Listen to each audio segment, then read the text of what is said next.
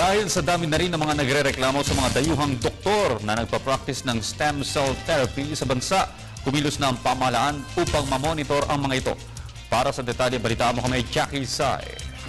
Naglabas ng bagong patakaran ng pamahalaan kaugnay sa mga dayuhang doktor na nagpa-practice ng stem cell therapy sa bansa.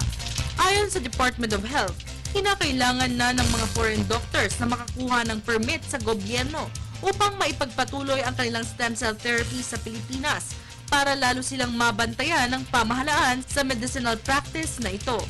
Sa oras na hindi nakapag-secure ng temporary permit sa PRC ang mga dayuhang doktor na ito, maaari silang kasuhan ng medical malpractice at haharap sa napapataw na parusa. Dagdag pa ng Board of Medicine ng mga lokal na doktor na siyang umaalalay at gumagabay sa mga foreign doctors na ito ay kakasuhan rin o papatawan ng criminal liability.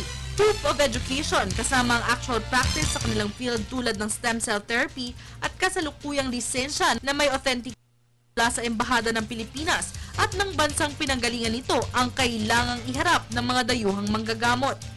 Para naman sa mga general medicine doctors na nagbibigay ng stem cell therapy, kailangang dumaan ng special training and experience sa mga nais gumawa nito. Ayon naman sa Food and Drug Administration o FDA at Philippine Medical Association o PMA, marami nang nagpapadala ng complaint sa kanila, kaugnay ang mga foreign doctors na nagpa-practice sa loob ng mga hotel at non-medical facilities. Dagdag pa ng PMA na kadalasang gumagamit ng animal-based stem cell kung saan sumisingil ng 1 milyon kada injection ang mga unlicensed and unauthorized foreign doctors na ito.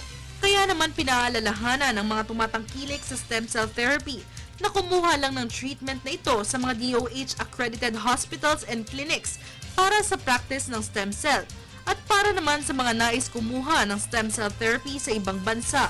Siguraduhin lamang sa mga regulatory authorities ng dayuhang bansang pupuntahan ang mga hospital o clinic at doctor verification at authenticity upang maiwasan ang mga panganib na kakaharapin na maaaring magdulot ng kamatayan.